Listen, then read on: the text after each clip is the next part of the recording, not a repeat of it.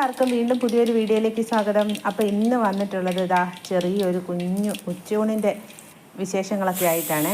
അപ്പം നമ്മുടെ വീട്ടിലുള്ള കുറച്ച് പച്ചക്കറികൾ സാധനങ്ങളൊക്കെ വെച്ചിട്ട് ഒരു നാടനൊരു ഉച്ചയൂണാണ് കേട്ടോ. അപ്പോൾ ഇതാ കോവയ്ക്കയല്ല പാവയ്ക്ക മെഴുക്കുവരട്ടി വെക്കാൻ വേണ്ടിയിട്ട് ഇതാ കടുകൊക്കെ പൊട്ടിച്ച് കറിവേപ്പിലൊക്കെ ഇട്ട് കുറച്ച് തേങ്ങാക്കൊത്തുമൊക്കെ ഇട്ട് അരിഞ്ഞു വെച്ചിരിക്കുന്ന പാവയ്ക്കായി സവോളയും പച്ചമുളകും എല്ലാം ഇട്ട് നന്നായിട്ട് വഴറ്റിയെടുക്കുകയാണ് കേട്ടോ. ഇത് നല്ല കയ്പുള്ള പാവയ്ക്കയാണ്. അപ്പം ഇതിന് ഇങ്ങനെ വറുത്തരച്ച് കറി വയ്ക്കുമ്പോഴത്തേക്കിന് തീയലൊക്കെ വെക്കുമ്പോഴത്തേക്കിന് അതിൻ്റെ കയ്പൊക്കെ കുറഞ്ഞു കിട്ടും കേട്ടോ. അപ്പോൾ അതാ തേങ്ങയും കൂടെ വറുത്തെടുത്തിട്ടുണ്ട്. പിന്നെ ഇതാ അപ്പത്തടുപ്പിൽ ചട്ടി വെച്ച് കൊടുത്തിട്ട് അതിനകത്ത് കടുകൊക്കെ ഇട്ട് കൊടുത്തിട്ട് ഇതാ നമ്മൾ ക്യാബേജാണ് കേട്ടോ. ക്യാബേജ് ഞാൻ ചെറുതാക്കി അരിഞ്ഞെടുത്തിട്ടുണ്ട്. അപ്പോൾ ക്യാബേജ് തോരനും കൂടെ വെക്കാനാണ്.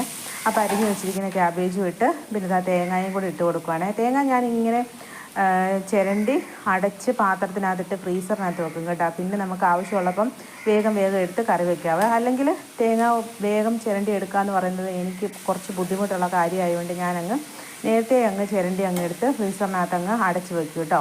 അപ്പോൾ ഇതാ ക്യാബേജൊക്കെ ഇതാ ആവശ്യത്തിന് മഞ്ഞൾപ്പൊടിയും ഉപ്പൊക്കെ ഇട്ട് നന്നായിട്ട് ഇളക്കിയതിന് ശേഷം ആവിയിലിരുന്ന് നമ്മുടെ ക്യാബേജും കൂടെ തോരനും കൂടെ റെഡിയാക്കി എടുക്കുവാണ്. അപ്പം ഇന്ന് നമുക്ക് മീനൊന്നും ഇല്ലായിരുന്നു കേട്ടോ. മീനൊന്നും ഇല്ലാത്ത ദിവസം നമുക്കൊക്കെ ഊണ് കഴിക്കാൻ പൊതുവേ മിക്കവർക്കും മടിയായിരിക്കും. എനിക്ക് മടിയാണ് കേട്ടോ. പക്ഷേ എന്നാലും കഴിക്കും. എന്നാലും കൂടുതൽ മീനുണ്ടെങ്കിൽ ഒരുപാട് സന്തോഷം. അപ്പോൾ ഇന്ന് നമുക്ക് മീനൊന്നും ഇല്ലാത്ത ദിവസമായിരുന്നു കേട്ടോ. അപ്പോൾ ഇന്ന് പച്ചക്കറികൾ മാത്രമേ ഉണ്ടായിരുന്നുള്ളേ. അപ്പോൾ അങ്ങനെ എപ്പോഴും കോവയ്ക്ക എന്നാണല്ലോ പറയുന്നത്. പാവയ്ക്ക അങ്ങനെ വഴൻ്റെ ഒക്കെ വന്നിട്ടുണ്ട്. പിന്നെ അതിനകത്തേക്ക് പുളിവെള്ളമൊക്കെ ഒഴിച്ച് പിന്നെ വറുത്ത് വെച്ചിരിക്കുന്ന തേങ്ങയൊക്കെ ഞാൻ അരച്ചെടുത്തിട്ടുണ്ടായിരുന്നു. ആ തേങ്ങ അരപ്പൊക്കെ ചേർത്ത് കൊടുത്തിട്ടുണ്ട്. പിന്നെ അപ്പോഴത്തേക്കിന് നമ്മുടെ ക്യാബേജ് തോരനും റെഡി ആയിട്ടുണ്ട് കേട്ടോ.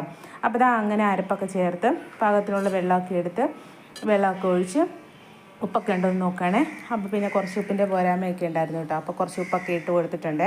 അപ്പോൾ ഈ പാവയ്ക്ക ഇങ്ങനെ ഈ കയ്പുള്ള ഈ പാവയ്ക്ക ഇങ്ങനെ തീയലൊക്കെ വെച്ച് കഴിയുമ്പോഴത്തേക്കിന് ആ പാവയ്ക്കയുടെ കുറച്ച് കയ്പൊക്കെ മാറി കിട്ടും കേട്ടോ. അപ്പോൾ ഞാനങ്ങനെ സാധാരണ കൂടുതൽ ഈ പച്ചപ്പാവയ്ക്ക കിട്ടുന്ന ദിവസം ഇതുപോലെയാണ് കേട്ടോ കറി വയ്ക്കുന്നത്. പിന്നെ നമുക്ക് മീനില്ലാത്തതുകൊണ്ട് ഇന്നത്തെ നമ്മുടെ സ്പെഷ്യൽ എന്ന് പറയുന്നത് ഇവനാണ് കേട്ടോ. നമ്മുടെ വലിയ വയലറ്റ് കളറിലുള്ള വഴുതനങ്ങയാണ്, കത്രിക്കയില്ലേ.